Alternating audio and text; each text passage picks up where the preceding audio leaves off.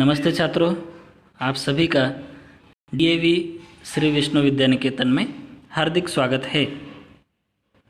मेरा नाम टी संतोष, कक्षा 10वीं, विषय हिंदी, और आज का जो अपना पाठ है वो है ईदगाह भाग 2।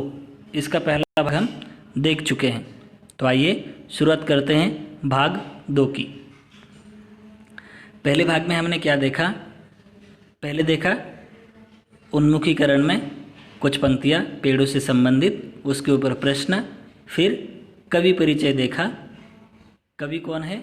मुंशी प्रेमचंद। उनका असली नाम धनपत राय श्रीवास्तव।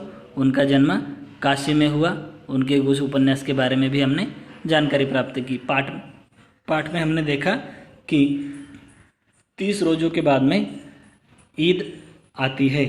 सबसे ज़्यादा खुश बच्चे होते हैं। कुछ बच्चों के पास में 12 पैसे हैं, कुछ के पास में 15 पैसे हैं, और बच्चे सोचते हैं कि हम ईदगाह जाकर इससे बहुत सारी चीज़ें ला सकते हैं, जैसे खिलौने, मिठाइयाँ, बिगुल, गेंद, बहुत कुछ। लेकिन इन सब में सबसे अधिक खुश कौन सा बच्चा है? तो वो है हामिद। हामिद के माता पिता नहीं है, बीमारी के कारण उनकी मृत्यु हो गई है। यहाँ तक हम पहुँच गए थे। अब देखते हैं आगे। हामिद अपनी दादी अमीना की गोदी में सोता है। जो उसकी हामिद की दादी है उसका नाम है अमीना, और अपनी दादी के पास में ही रहता है और दादी की गोदी में ही सोता है। दादी अम्मा हामिद से कहती है कि उसके अब्बाजान रुपए कमाने गए हैं। जब हामिद छोटा था, अभी वो कितना है? 4-5 साल का है, और उसके जब पिताजी या अब्बा गुजर गए तो उस टाइम पे उसकी उम्र और कम होगी, इसलिए उसको पता नहीं है कि अब्बा और अम्मी कहाँ गई है। तो अगर वो कभी कभार पूछता भी है तो उसकी दादी उसे बताती है कि अब्बा जान रुपए कमाने बाहर गए हैं, कुछ काम की वजह से बाहर गए हैं पैसे कमाने के लिए। अम्मी जान अल्लाह मियाँ के घर से उनके लिए बहुत सी चीज़ें लानी गई है। जब वो अम्मी के बारे में पूछता है तो दादी अमीना बताती है कि अम्मी जान अल्लाह मियाँ के घर में गई है और वहाँ से बहुत सारी चीज़ें वो लेकर आएंगी। आशा तो बड़ी चीज़ है। हामिद के पाँव में जूते नहीं हैं, और इसी आशा पर क्या है? आशा तो बड़ी चीज़ है, और उसको आशा लगी रहती है कि एक दिन उसकी अम्मी जान आएगी या अब्बू जान जरूर वापस आएंगे। हामिद के पाँव में जूते नहीं हैं, सिर पर एक पुरानी टोपी है जिसका गोटा काला पड़ गया है, फिर भी वह प्रसन्न है। हामिद के पाँव में जूते भी नहीं हैं, क्योंकि दादी है, उसकी उम्र ज़्यादा होगी तो पैसे कमाना मुश्किल हो गया होगा, तो क्या क्या चीज़ें वो लाकर दे सकती है। खाना पीना ही बहुत मुश्किल से हो पाता होगा, इसलिए हामिद के पाँव में जूते नहीं हैं। उसके सिर पर एक गोल टोपी है जिसका गोटा काला पड़ गया है, मतलब धुलने के लिए भी उतना कुछ पैसा भी नहीं होगा, या वही एक ही टोपी होगी और वही बार बार पहनता होगा। फिर भी वह प्रसन्न है। इतना कुछ होने के बावजूद भी वह बहुत खुश है। अभागिन अमीना अपनी कोठरी में बैठी रो रही है। जो अमीना है हामिद की दादी, वो अपनी कुटिया में या कोठरी में बैठकर रो रही है। क्यों रो रही है? क्योंकि उसको लगता है कि आज ईद का दिन है और उसके घर में दाना तक नहीं है। उसकी उम्र ज़्यादा है, वो कई काम भी नहीं कर पाती होगी, क्योंकि वो बूढ़ी हो गई है, और वो इसलिए रो रही है कि आज इतना बड़ा दिन है, आज इतना बड़ा पर्व या त्यौहार है, ईद का दिन है, और उसके घर में खाने के लिए दाना भी नहीं है। जो दूसरी चीज़ें या मिठाइयाँ बनाने की बात अलग है, लेकिन घर में जो हम प्रतिदिन खाते हैं वो चीज़ भी नहीं है। लेकिन हामिद, उसके अंदर प्रकाश है। लेकिन जब वो हामिद को देखती है तो उसको कुछ अच्छा महसूस होता है। उसके अंदर एक प्रकाश की ज्वाला सी जग जाती है। बाहर आशा की किरण, हामिद भीतर, और उसके अंदर प्रकाश है, बाहर आशा की किरण। उसको एक आशा दिखाई देती है कि मैं एक दिन या हामिद जो है बड़ा हो जाएगा और पैसे कमाना चालू कर देगा। तो हामिद को देख के उसके अंदर आशाएं भी उत्पन्न होती है और एक तरह से प्रकाश भी उत्पन्न होता है। हामिद भीतर जाकर दादी से कहता है, तुम डरना नहीं अम्मा, मैं सबसे पहले आऊँगा, बिल्कुल न डरना। वो भी ईदगाह जाने के लिए तैयार हो जाता है। तो एक बार वो क्या है, वो सोचता है कि दादी जो है डर जाएगी, अगर मेरे को या मुझे आने में थोड़ी देर हो जाएगी तो दादी डरने लग जाएगी या मेरी राह देखेगी। इसलिए वो अंदर जाकर अपनी दादी से कहता है कि तुम डरना नहीं अम्मा, मैं सबसे पहले आ जाऊँगा, बिल्कुल ना डरना, तुम मेरी चिंता मत करो, मैं सबसे पहले आ जाऊँगा।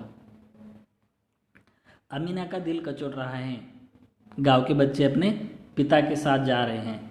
अमीना का दिल कचोट रहा है, उसके दिल में थोड़ी सी हलचल हो रही है। थोड़े उसको ऐसे लग रहा है कि सभी जो गांव के बच्चे हैं ईदगाह जा रहे हैं तो सब अपने अपने अब्बा के साथ में जा रहे हैं या पिता के साथ में जा रहे हैं, लेकिन अमीना जो है उसकी उम्र ज़्यादा है, वो बूढ़ी हो गई है और हमीद के साथ में जाने के लिए उसके पिताजी भी नहीं हैं, इसलिए उसके दिल में थोड़ी सी हलचल हो रही है, उसका दिल कचोट रहा है। हमीद का अमीना के सिवा कौन है? हमीद का अमीना के सिवा कोई नहीं है, उसकी एक खाली दादी है, माँ भी नहीं है, पिता भी नहीं है और भाई बहन भी नहीं है।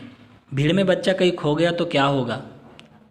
जो अमीना है उसके दिल में ये दिमाग में ये विचार आ रहे हैं कि इतनी सारी भीड़ होती है, वहाँ अगर वो जाएगा बहुत सी भीड़ होती है, और अगर इस भीड़ में हमीद अगर कहीं खो गया तो ये सब प्रश्न उसके दिमाग में आ रहे हैं। 3 कोस कैसे चलेगा? पैरों में छाले पड़ जाएंगे, जूते भी तो नहीं हैं। जो उसका गांव है, गांव से ईदगाह 3 कोस दूर है, तो वो सोचती है कि इतना पैदल चलना भी मुश्किल है, क्योंकि छोटा सा बच्चा है और 3 कोस कैसे चलेगा, और साथ में चलने की बात ठीक है लेकिन चप्पल या जूते भी नहीं है। अगर जूते हैं तो चल भी लेगा, लेकिन जूते भी नहीं है, अगर इतना 3 कोस चलेगा तो पैरों में छाले पड़ जाएंगे, जो पैरों से खून बहने लग जाएगा, क्योंकि रोड में क्या है, रास्ते में कांटे भी हो सकते हैं या पत्थरों के ऊपर भी पैर रख रख के पैर में छाले पड़ जाएंगे। वह थोड़ी दूर चलकर उसे गोदी में ले लेगी, लेकिन यहाँ सेवैया कौन पकाएगा? वो कहती है कि अगर मैं उसके साथ में चली जाती तो थोड़ी दूर चलूँगी और बाद में उसे अपनी गोदी में उठा लूँगी, लेकिन अगर मैं उसके साथ में चली जाऊँगी तो घर में मिठाइयाँ या सेवैया कौन पकाएगा? जो ईद में स्पेशल होती है सेवैया, कौन पकाएगा? पैसे होते तो लौटते समय या लौटते लौटते सारी सामग्री जमा करके झटपट बना लेती।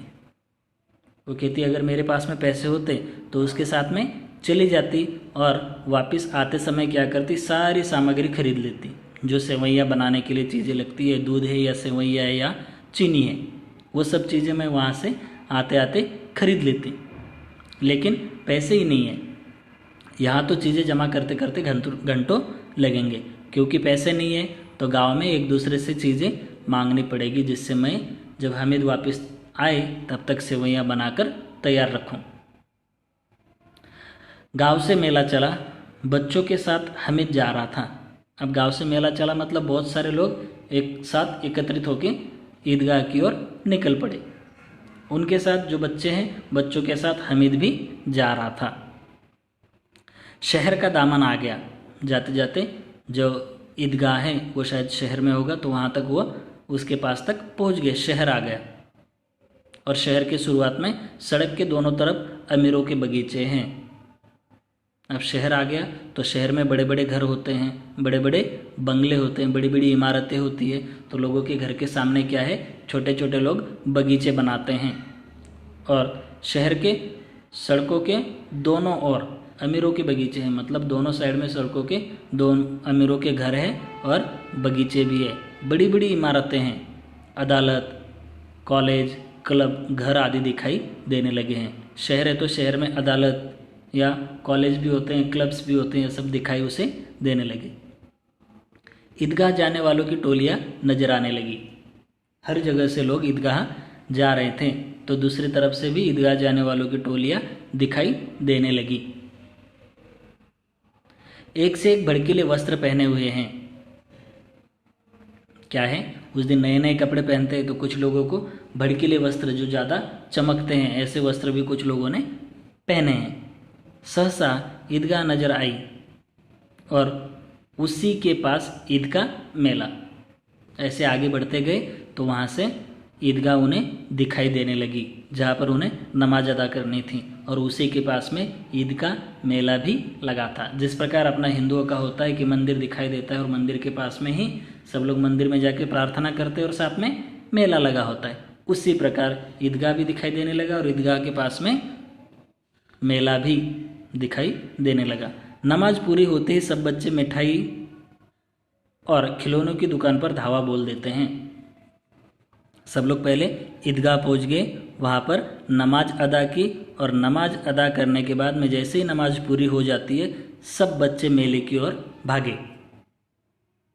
मेले की ओर भागने के बाद सबसे पहले कौन सी दुकानों पर गए, तो सबसे पहले उन्होंने मिठाई और खिलौने की दुकान पर धावा बोल दिया, वहाँ पर वो पहुँच गए। हामिद दूर खड़ा है, लेकिन हामिद उनसे थोड़ा दूर खड़ा है। सब लोग चले गए मिठाई और खिलौनों की दुकान पर, लेकिन हामिद नहीं गया, वो थोड़ा उनसे दूर ही खड़ा रहा। उसके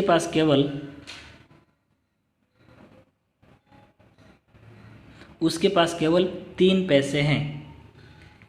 हामिद दूर खड़ा है, क्यों? क्योंकि उसके पास केवल 3 ही पैसे हैं। बाकी बच्चों के पास, किसी के पास 12, किसी के पास 15 और किसी के पास उससे भी ज़्यादा पैसे हैं, लेकिन हामिद के पास केवल 3 ही पैसे, इसलिए वो वहाँ से थोड़ा दूर खड़ा है। मोहसिन भिस्ती खरीदता है, महमूद सिपाही खरीदता है, नूरे वकील और सम्मी धोबिन। सब लोग अपने अपने मन पसंदीदा चीज़ें खरीदते हैं, मिठाई खरीदते हैं या खिलौने खरीदते हैं, लेकिन हामिद खिलौनों को ललचाई आंखों से देखता है। उसके मन में आता है कि मैं भी खिलौने खरीद लूँ, ललचाई आंखों से देखता है। वह अपने आप को समझाता है, लेकिन फिर भी वह अपने आप को ही समझा लेता है। कैसे समझाता है? मिट्टी के तो हैं, गिरे तो चकनाचूर हो जाएंगे। अपने आप को ही समझाता है कि ये सब इन्होंने खिलौने खरीदे, ये किस चीज़ से बने? मिट्टी से बने। अगर सपोज अगर इनके हाथ से अगर छूट गए और नीचे गिर गए तो ये टूट जाएंगे। वो अपने आप को क्यों समझाता है? क्योंकि उसके पास उतने पैसे नहीं हैं, उसके पास 3 ही पैसे हैं। फिर मिठाइयों की दुकानें आती हैं, खिलौने की दुकानों से आगे मिठाइयों की दुकानें होती है, तो वहाँ पहुँच जाते हैं। वहाँ जाने के बाद बच्चों ने क्या क्या खरीदा?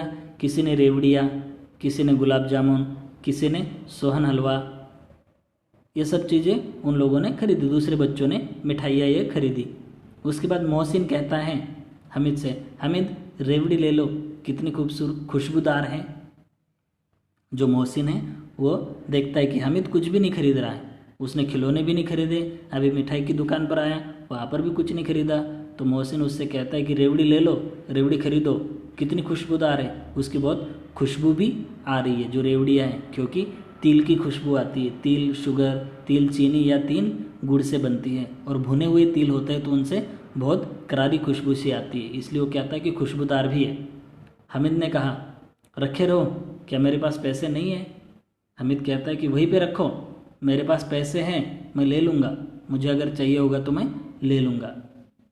क्या मेरे पास में पैसे नहीं हैं? सम्मी बोला 3 ही तो पैसे हैं, 3 पैसे में क्या क्या लोगे? जो दूसरा लड़का है जिसका नाम सम्मी है, वह कहता है कि तुम्हारे पास, माना कि तुम्हारे पास पैसे हैं, लेकिन पैसे कितने हैं? खाली 3 ही तो पैसे हैं, और 3 पैसों में तुम क्या क्या लोगे? खिलौने लोगे या मिठाइयाँ लोगे या दूसरा कुछ खाओगे? 3 पैसों में तुम क्या क्या कर सकते हो? हामिद मौन रह गया। जब सम्मी ने ऐसे बोला तो हामिद के पास उसके प्रश्न का कोई उत्तर नहीं था, वो मौन रह गया। इस भाग में बस इतना ही, मिलते हैं अगले भाग में, तब तक के लिए धन्यवाद।